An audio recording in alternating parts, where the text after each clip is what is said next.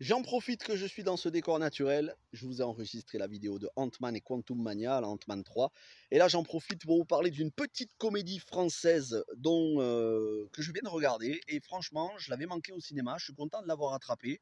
Ça s'appelle Jack Mimoun et les secrets de Valverde. C'est avec Malik Bentala, que j'adore. J'adore Malik Bentala. J'ai vu énormément de ses comédies. Et d'ailleurs, c'est la première fois qu'il passe derrière la caméra puisqu'il co-réalise le film. Il y a un très bon casting. Joséphine Japy, qui avait excellé dans Mon Inconnu, dans Respire, et qu'on avait vu dans Neuilly-sa-Mère, et en France Gall dans Clo-Clo, avec Jérémy Régnier. On a François Damiens, égal à lui-même, un petit peu dans les mêmes rôles que Dick Henneck ou les Kaira. On a Jérôme Commandeur, voilà, Jérôme Commandeur, pas besoin de le présenter, il est toujours le même genre de rôle, j'adore ce mec. Et Benoît Magimel qui fait un rôle d'archéologue. Alors Jack Mimoun, qu'est-ce que c'est?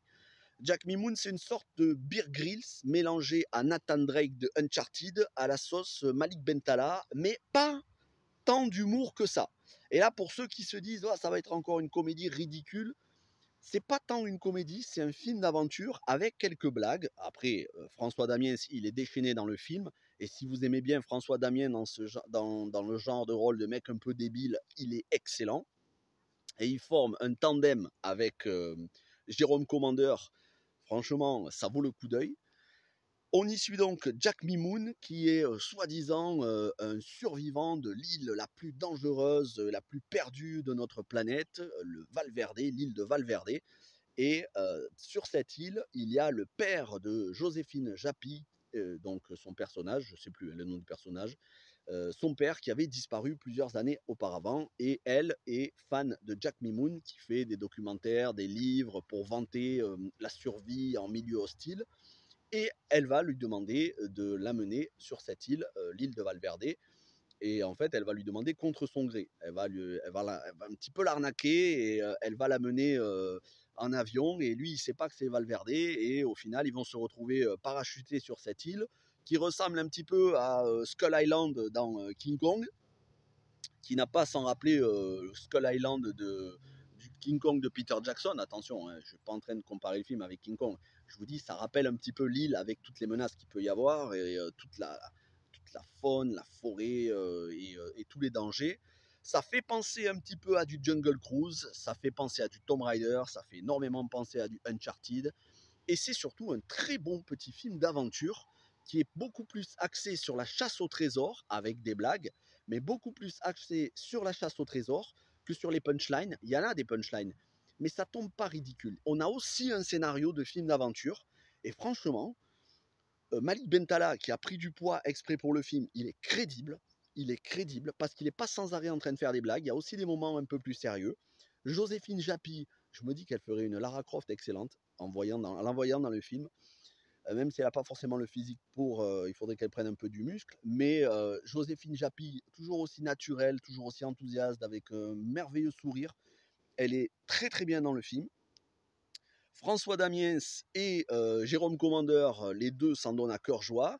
Et on a Benoît Magimel dans le rôle de l'archéologue confirmé qui essaye de venir en aide et qui avait connu le père de Joséphine Japy, qui avait été son aide archéologue du temps où son père, le père de Joséphine Japy, avait disparu dans la jungle.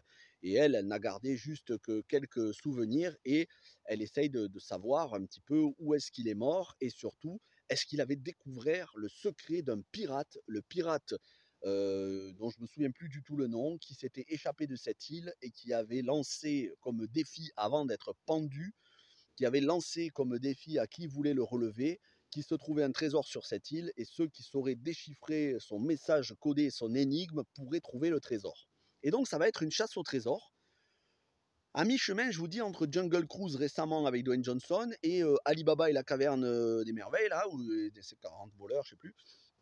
Bref, un très bon petit film d'aventure, des punchlines qui fonctionnent, à aucun moment on tombe dans le ridicule, c'est bien joué, c'est bien filmé, en décor naturel, ça c'est un gros point positif.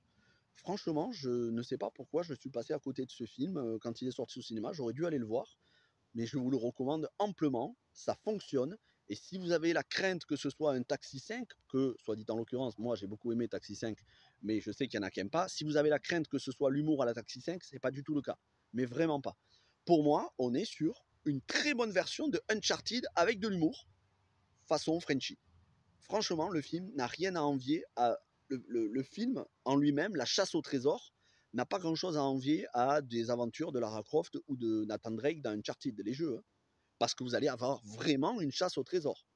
Avec des dangers, des trésors, et pas juste un méchant. Vous allez avoir la jungle, les animaux dangereux, voilà, des contes et des légendes. Ça fait un petit peu légende aztèque, maya. Ça fait aussi film de pirates, parce qu'on parle beaucoup de pirates.